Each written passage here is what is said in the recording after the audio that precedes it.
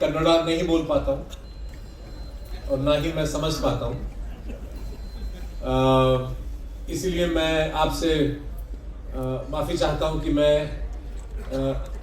जो कुछ मैं कहना चाहता हूँ मैं आपसे हिंदुस्तानी में कहूँगा। और मुझे उम्मीद है कि गुलबर्गा कालाबुर्गी के लोग जो हैं ऐतिहासिक और सांस्कृतिक वजहों से कारणों से मेरी बात को समझ पाएंगे। वैसे मैं जो कहने वाला हूँ बहुत स्पष्ट, बहुत आसान, बहुत एक तरह से सरल चीज़ें हैं, कोई ज़्यादा कॉम्प्लिकेटेड मामला नहीं है।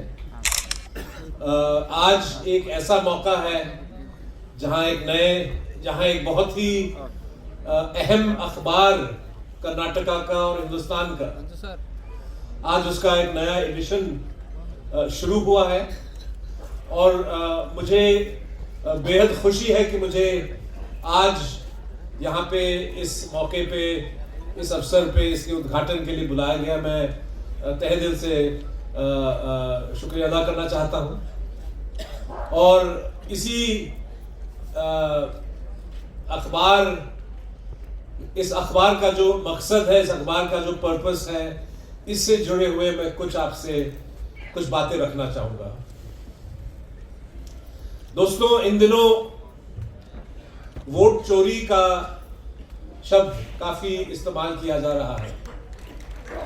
अब मैं नहीं जानता हूं कि सही मायने में वोट चोरी हो रहा है या नहीं हो रहा है, लेकिन एक बात मैं बहुत साफ शब्दों में कह सकता हूं कि अगर वोट चोरी हो रहा है तो खबर चोरी, समाचार को एक तरह से लोगों से दूर उसको भगा देना, उसको दबा देना, उसको दफना देना, ये बीमारी हम 2014 से देख रहे हैं।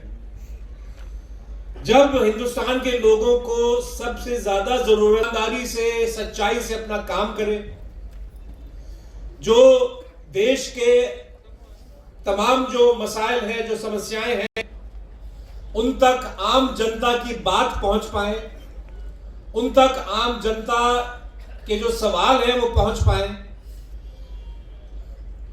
पिछले 10 साल में, पिछले 11 साल में इतनी जरूरत रही है इस चीज की, लेकिन मैदान जंग में हिंदुस्तान का जो बड़ा मीडिया है वो गायब है। न सिर्फ गायब है बल्कि कर रहा है इस देश में जो सांप्रदायिक सौहार्द है उसको दफनाने का काम कर रहा है। इस देश की जो संस्कृति है, इस देश की जो फेडरल स्ट्रक्चर है, इस देश के तमाम जो हमारी जमहूरियत है, तमाम जिन चीजों के लिए हमारे एंसेस्टर्स ने लड़ाइयां लड़ी अंग्रेजों के खिलाफ, उन तमाम चीजों को दफनाने के लिए बड़ा मीडिया हिंदुस्तान का काम कर रहा है।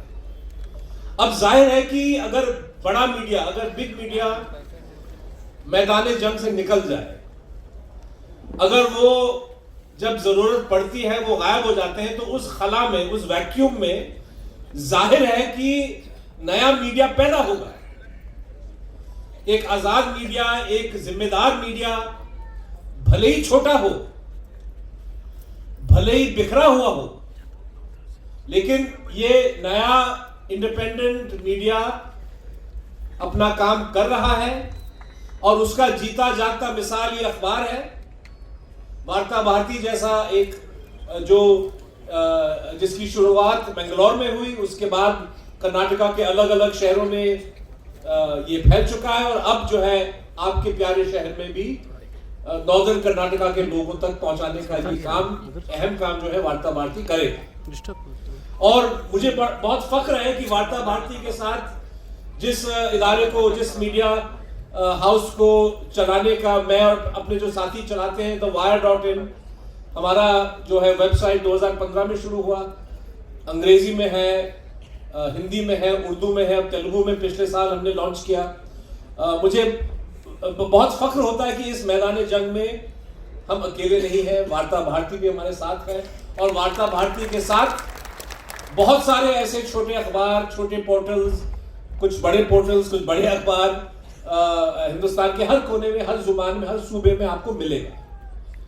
और मुझे लगता है कि अक्सर ये इल्जाम हम लोगों पे लगाया जाता है कि भाई आप लोग अपने आप को आजाद मीडिया बोलते हो, लेकिन आपकी पहचान सिर्फ यही है कि आप सरकार के खिलाफ हो, आप नरेंद्र मोदी के खिलाफ हो, आप बीजेपी के खिलाफ। और मैं कहता हूं देखिए, हमारा काम किसी की मुखालफत करना नहीं है। मैं इस बात को नहीं मानता कि चाहे वार्ता भारती हो, चाहे हम किसी पार्टी विशेष, किसी नेता विशेष के खिलाफ हैं, किसी सरकार के खिलाफ हैं। मैं समझता हूं कि हम संविधान के पक्ष में हैं। हिंदुस्तान का जो आईन है, हिंदुस्तान का जो संविधान है, हम इसके पक्ष में हम अपनी आवाज उठाते हैं और उस संविधान से हमको ताकत मिलती है, उस संविधान से तमाम जो हमारे अधिकार हैं वो निकल आती हैं। और संविधान के अलावा मेरा मानना है कि आज का जो हिंदुस्तान में जो इंडिपेंडेंट मीडिया चल रहा है और जो अपना काम कर रहा है, ये भी हिंदुस्तान के अंग्रेजों के खिलाफ जंग आजादी का एक हिस्सा था। और आज भी जो लोगों के अधिकारों के लिए जो लड़ाइयां लड़ी जा रही हैं, लोगों की आवाज को हुक्मरानों तक पहुंचाने का काम जो चल रहा है, उसमें ये काम हम इंडिपेंडेंट मीडिया वाले कर रहे हैं। हमको ये नहीं भूलना चाहिए कि फ्रीडम स्ट्रगल का एक बहुत ही महत्वपूर्ण हिस्सा हिंदुस्तान की मीडिया थी। पता नहीं आप में से कितने लोग मौलवी मोहम्मद बाकिर का नाम जानते हैं। ये शायद हिंदुस्तान के पहले जो है अखबार नवीस थे जिन्होंने देश के लिए अपनी जान गंवा दी। 1857 के जंग आजादी के दौरान उनका उर्दू अखबार, दिल्ली उर्दू अखबार ने अंग्रेजों के खिलाफ अच्छा काम किया। और जब अंग्रेजों ने दोबारा दिल्ली पे जब उन्होंने फतेह की, तो फिर उन्होंने मौलाना बाकिर साहब को सजाए मौत दी। और वो शायद हिंदुस्तान के पत्रकारों, मतलब हिंदुस्तानी मीडिया के पहले शहीद, पहले मार्टर थे। इसके अलावा और भी नाम है जिन्होंने अपने प्रोफेशन के लिए, अपने काम के लिए अपनी जान गंवा दी। गणेश शंकर विद्यार्थी कानपुर में शहीद हुए।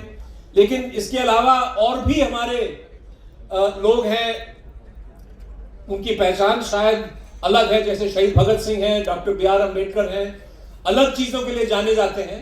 लेकिन उन्होंने भी हिंदुस्तान में मीडिया को आगे बढ़ाने का काम किया, योगदान किया। शहीद भगत सिंह जो है लगातार अखबार में लिखते गए, उन्होंने अखबारों की शुरुआत भी की। डॉक्टर अम्बेडकर जैसे हर कोई जानता है, मूक नायक, अलग अलग अखबार भी उन्होंने शुरू किए, क्योंकि उनको पता था कि जनता को सचेत करने का तरीका, लोगों को अपने अधिकारों के बारे में एक तरह से उनको मोबिलाइज करने का तरीका अखबार होता है। और मुझे लगता है कि हिंदुस्तान की आजादी के बाद, क्योंकि डेमोक्रेसी महज एक वोट डालने का काम नहीं है। डेमोक्रेसी जो है, अगर सही मायने में डेमोक्रेसी होगा तो वो 24 घंटे उसको फंक्शन करना पड़ता है।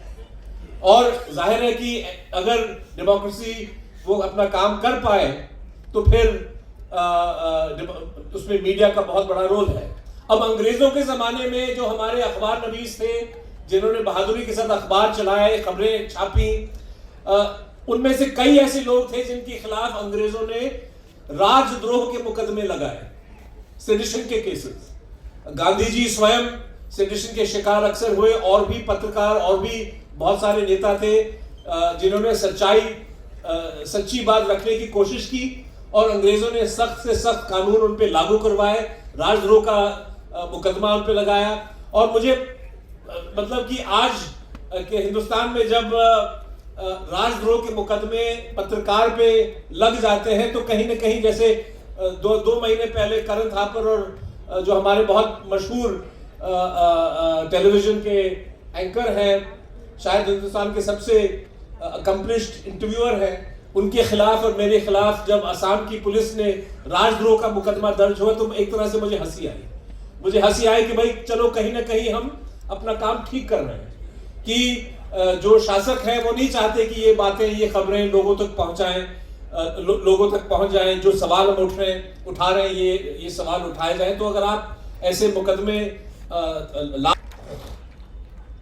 सवाल उठता है कि ये अखबार तो निकल रहा है और इस अखबार के साथ साथ और भी, जैसे हमने कहा कि वेबसाइट्स हैं, छोटे अखबार और अखबार हैं, इसका ये किन उसूलों पे अपना काम करेगा, इसको भी हम, मुझे लगता है कि हमेशा हमको अपने दिमाग में कुछ 5-6 बातें रखना बहुत जरूरी है। सबसे पहले कि डरना मना है।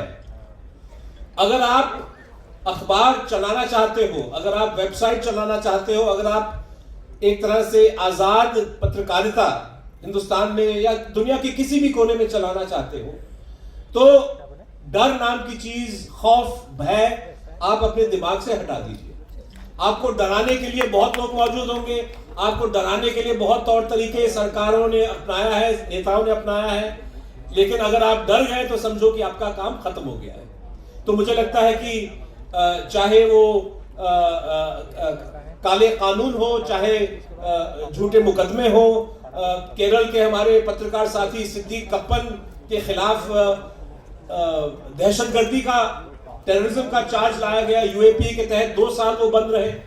कश्मीर में हमारे पत्रकार साथी हैं सज्जाद गुल, फहद शाह और भी लोग हैं जिनके खिलाफ यूएपीए, पीएसए, काले से काले कानून लागू किए गए। मणिपुर में पत्रकार हैं, दिल्ली में, उत्तर प्रदेश में, अलग अलग हिंदुस्तान के हर कोने में छोटे बड़े केसेस लादे जाते हैं, लेकिन आज तक जो इंडिपेंडेंट जर्नलिस्ट हैं उन्होंने अपने घुटने नहीं टेके। इसलिए जो है मैं कहता हूं कि सबसे पहला उसूल, अगर हम अपना काम करना चाहते हैं तो आप ये खौफ जो है अपने दिमाग से दूर भगा दीजिए। डरना एकदम मना है। नंबर 2, लाचार होना मना है। ये समझना कि भाई हमने खबर छाप दी, हमने अखबार चला दिया, लेकिन इसका कोई फायदा नहीं है, कोई हमारी बात नहीं सुनता है, एकदम गलत। इसका फायदा आप उस पैमाने पे देख सकते हैं जब पुलिस की ओर से वायर जैसे इदारे पे या सिद्दीक कप्पन जैसे जर्नलिस्ट पे या न्यूज क्लिक जैसे पोर्टल पे जब सख्त से सख्त कानून, सख्त से सख्त मुकदमे लादे जाते हैं, तब आप देख सकते हैं इस सवाल का। ये कहना कि भाई कोई हमारी बात नहीं पढ़ता, इसका फायदा क्या है? भाई बात अखबारों में, वेबसाइट में कुछ तो बात रही होगी कि सरकार ने जो है इतना पैनिक में जाके झूठे मुकदमे आप पे लाद दिए, और ये बात भी गलत है कि इसका पब्लिक पे असर नहीं पड़ता। बिल्कुल पड़ता है। मैं समझता हूं कि जो घटनाएं घटती है समाज में, उन जो सच्चाई है, जो हकीकत है, छोटी सी छोटी खबर हो, बड़ी सी बड़ी खबर हो, वो आप रिपोर्ट करें। इसका असर हो सकता है कि आज दिखाई न दे, हो सकता है कि कल दिखाई न दे, हो सकता है कि कोई जज, कोई कोर्ट भी उसकी नोटिस ना ले, लेकिन लोगों तक आपकी बात पहुंच रही है। और इत्तेफाक से ये जो एक काला दौर जिससे हम गुजर रहे हैं, ये दौर डिजिटल मीडिया का भी है, जिसमें लोगों तक बात पहुंचाना एक तरह से बहुत आसान हो गया है। 20 साल पहले अगर वायर शुरू होता, अगर वार्ता भारती जैसा अखबार शुरू होता, तो 20-30 हजार कॉपी से समाज में कोई ज्यादा फर्क नहीं होता। लेकिन इस अखबार के पीछे एक वेबसाइट भी है, और वेबसाइट की खबरें जो हैं वो सिर्फ कागज के टुकड़े तक सीमित नहीं है, वो देश भर में फैल जाती हैं। आप एक अच्छी स्टोरी करें, आप एक अच्छा रिपोर्टिंग करें, वो बात जो है लोग शेयर करते हैं, वो वायरल हो जाता है, और दूर दराज देश के हर कोने में जो है ये बात पहुंच जाती है। इसलिए लाचार होना, निराश होना कि भाई इसका फायदा क्या है, ये भी मुझे लगता है कि एक कुदरती एक असूल हमारे जर्नलिज्म का होना चाहिए। तीसरा, नफरत की कोई जगह नहीं होनी चाहिए। समाज में इतना जो है इन दिनों धर्म के आधार पे, लेकिन सिर्फ धर्म के आधार पे नहीं, कभी जाति के आधार पे, कभी भाषा, कभी जुबान के आधार पे नफरत फैलाने की कोशिश की जाती है। हम अच्छी तरह जानते हैं ये कौन लोग हैं, ये कौन नेता हैं, किस तरह से बातें उठाते हैं। कभी घुसपैठी की बात करते हैं, कभी एक पूरे सेक्शन की बात करते, ये इल्जाम लगाते हैं कि भाई बच्चे ज्यादा पैदा करते हैं। तरह तरह के जो है इनकी बातें होती हैं जहां पे वो नफरत फैलाने की कोशिश करते हैं, हिंदुस्तानी को हिंदुस्तानी के खिलाफ लड़वाने का कोशिश करते हैं। और मुझे लगता है कि मीडिया का एक बड़ा हिस्सा उस लड़ाई को आगे बढ़ाने का काम कर रहा है। इसीलिए अगर इंडिपेंडेंट मीडिया इस देश में अपने आप को मजबूत रखना चाहता है, तो मुझे लगता है कि इस नफरत के पीछे जो सच्चाई है, इस नफरत का पर्दाफाश करना हमारा फर्ज है।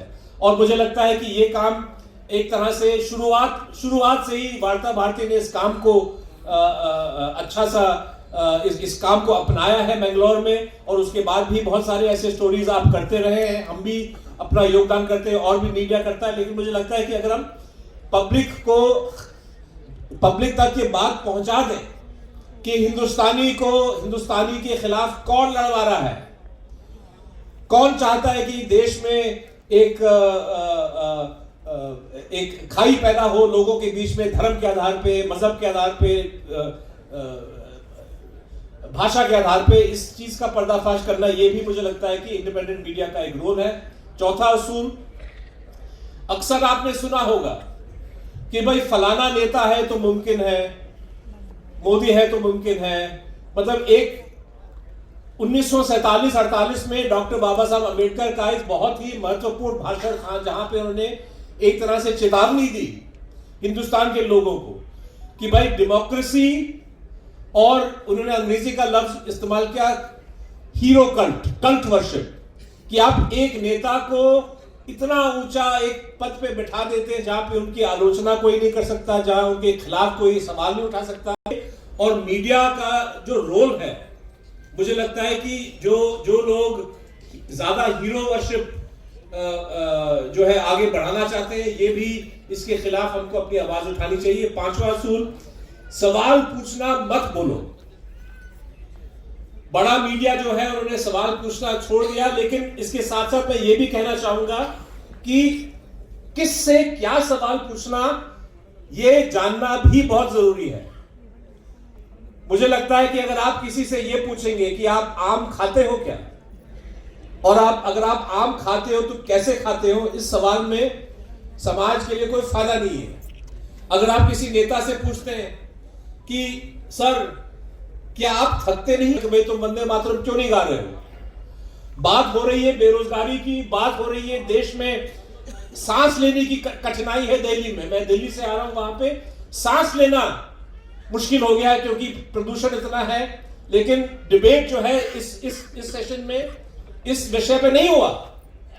24 घंटे का डिबेट हुआ वंदे मातरम पे, और किसने वो डिबेट आगे बढ़ाया? वो लोग जिन्होंने जंग आजादी में अंग्रेजों के खिलाफ कोई हिस्सा नहीं लिया। अब आलम यह आ गया है कि बात वो सही, मतलब कि जो ज्वलंत इश्यूज हैं उस पर वो बात नहीं करना चाहते, उस पर सवाल नहीं उठाना चाहते। इसलिए ज्वलंत जो सवाल हैं उन पे हमारा काम, हमारा फर्ज बनता है कि ज्वलंत सवालों को हम अपने तरीके से उठाएं। मिसाल के तौर पे, क्या जब मनी पावर का इतना बड़ा रोल है, जब चुनाव आयोग सही मायने से अपना काम नहीं करता, जब चुनाव आयोग उन नेताओं के भाषणों को नजरअंदाज करता है जो चुनाव के वक्त हिंदू मुस्लिम पॉलिटिक्स खेलते हैं, तो क्या ऐसे सिचुएशन में क्या निष्पक्ष चुनाव मुमकिन है कि नहीं है?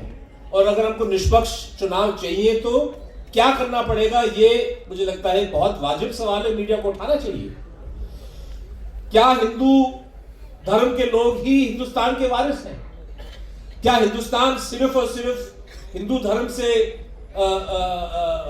वास्ता रखने वाले लोगों का मुल्क है, या हर किसी का मुल्क है? यहाँ पे जो अलग अलग मजहब के हैं, जो नास्तिक भी हैं, ये भी एक ऐसा सवाल है, क्योंकि आए दिन देखने को मिलता है, सुनने को मिलता है कि भाई जैसे हमारे नेता हैं वो इस तरह से बातें रखते हैं जैसे ये देश किसी एक धर्म विशेष का देश है और बाकी लोग जो है ये इनका देश ही नहीं है। क्या एक और मुझे लगता है एक सवाल पूछना बहुत जरूरी है, क्योंकि हाल ही में पर्यावरण, जैसे ये लोग वंदे मातरम की बात करते हैं, वंदे मातरम में दो शब्द का इस्तेमाल होता है, सुजलम सुफलम। हिंदुस्तान एक ऐसा मुल्क जहां पे स्वच्छ पानी है, जहां पे हमारे खेत जो है दरख्तों से, पेड़ों से, फलों से भरपूर है, लेकिन वही लोग जो कह रहे हैं कि वंदे मातरम गाओ, वो पानी में जहर मिलाने की साजिश जो है बड़े कंपनियों के साथ रचा रहे हैं। वही लोग पेड़ काटने का काम कर रहे हैं, वही लोग जो है पर्यावरण को नुकसान पहुंचा रहे हैं। तो मुझे लगता है कि ये सवाल उठाना कि हिंदुस्तान के जो संसाधन है, हिंदुस्तान की जो जमीन है, हिंदुस्तान का जो जल है, हिंदुस्तान के जो जंगल है, क्या ये सिर्फ कुछ उद्योगपतियों की संपत्ति है या आम हिंदुस्तानी की विरासत है जिसको बचाना सरकार का फर्ज है? मुझे लगता है कि ऐसा सवाल भी मीडिया को उठाना चाहिए। चौथा, एक और सवाल मैं पूछना चाहता हूं, मीडिया को उठाना चाहिए खास तौर पे इस दौर में जहां पे हिंदुस्तान का जो फेडरल स्ट्रक्चर है वो उस पर हमला हो रहा है कि क्या हिंदुस्तान जो भारत संविधान में भारत का नाम है संघ, भारत संघ, यूनियन ऑफ इंडिया। इसका मतलब कि अलग अलग प्रदेश हैं हमारे जिन्होंने एक तरह से इकट्ठे मिलकर हिंदुस्तान को मजबूत बनाने का काम किया है। लेकिन जिस तरह से फेडरलिज्म की एक नई परिभाषा देने की कोशिश की जा रही है, फेडरलिज्म पे हमला किया जा रहा है, ये भी कई सारे सवाल उठाता है। इन सवालों को उठाना मुझे लगता है कि मीडिया का फर्ज है। और आखिर में मैं कहना चाहता हूं कि अगर हम इन उसूलों पे कायम रहें, डर को भूल जाएं, बेबस अगर हम लाचार होना छोड़ दें, अगर हम सवाल पूछना ना भूलें, अगर हम नफरत फैलाने वालों का पर्दाफाश करें, मुझे लगता है कि वार्ता भारती का काम, वायर का काम, जो इंडिपेंडेंट मीडिया का काम है वो आसान हो जाएगा।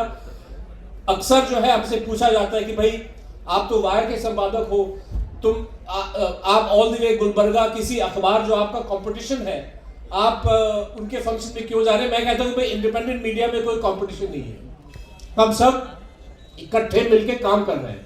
मुझे लगता है अगर वार्ता भारती कोई तगड़ा स्टोरी करता है, किसी चीज का पर्दाफाश करता है, तो ये सारे इंडिपेंडेंट मीडिया के फायदे में है। हम इस चीज को उठाएंगे, हम इस चीज को फॉलो करेंगे और इससे मुझे लगता है कि जनता तक सच्चाई पहुंचाने का काम और आसान और बेहतर हो जाएगा। इसी के साथ साथ ये भी मैं कहना चाहूंगा कि किसी एक मीडिया हाउस पे, किसी एक मीडिया पे, किसी एक पत्रकार पे अगर हमला होता है तो हमको ये नहीं समझना चाहिए कि हमला उसी पे हो रहा है, हमला हम सब पे हो रहा है। और एक बड़ी अच्छी बात जो पिछले 4-5 साल में देखने को मिल रहा है कि हमारे तमाम जो जर्नलिस्ट यूनियंस हैं, हमारे अलग अलग शहरों में जो प्रेस क्लब्स हैं, वो सब एक तरह से अब बहुत एक्टिव हो गए हैं। कल ही मैंने देखा प्रेस क्लब ऑफ इंडिया का स्टेटमेंट दिल्ली में, 2 दिन पहले जम्मू कश्मीर के वायर के कॉरेस्पॉन्डेंट जहांगीर अली का फोन जो है पुलिस ने जब्त कर दिया। कोई कारण नहीं दिया, वैसे फोन उठा लिया और हमने तो खैर प्रोटेस्ट किया, लेकिन प्रेस क्लब ने भी इसको कंडेम किया। मुझे लगता है कि ये मानसिकता कि भाई बेंगलोर में, कर्नाटक में, मणिपुर में, कश्मीर में, देश के किसी भी कोने में अगर एक पत्रकार पे हमला हो रहा है, अगर बेवजह उसके खिलाफ केस डाला जा रहा है, अगर उसके कलम को तोड़ने का काम किया जा रहा है, तो ये हमला सिर्फ उस पे नहीं है, ये हमला तमाम जर्नलिस्ट फ्रेटर्निटी पे है। और हमको एक तरह से फ्रेटर्निटी, सॉलिडारिटी दिखाना बहुत बहुत जरूरी है। और अगर हम इकट्ठे मिलकर ये काम करें तो मुझे लगता है कि ये काम आसान हो जाएगा। आखिरी लफ्ज, ये मीडिया जिस फंक्शन के लिए आप आए हैं, ये मीडिया आपके सपोर्ट के बगैर नहीं चल पाएगा। इसलिए मैं आपसे अर्ज करता हूं कि वार्ता भारती अखबार को आप खरीदें, आप सब्सक्राइब करें, क्योंकि जब तक फाइनेंशियली जो है आप योगदान नहीं करेंगे, इंडिपेंडेंट मीडिया तभी इंडिपेंडेंट हो सकता है जब वो जनता के पैसे से चलेगा। जिस दिन इंडिपेंडेंट मीडिया मजबूर हो गया किसी बड़े उद्योगपति के पास जाना, किसी सरकार के पास जाना, यूं समझ लीजिए कि उसकी आजादी लगभग खत्म हो जाएगी। इसलिए जब तक फाइनेंशियल जो है बॉन्ड इंडिपेंडेंट मीडिया और जनता के बीच में मजबूत रहेगा, तब तक जो है इंडिपेंडेंस बरकरार रहेगा और इसको बरकरार रखने में आपका बहुत बड़ा योगदान जरूरी है। Thank you.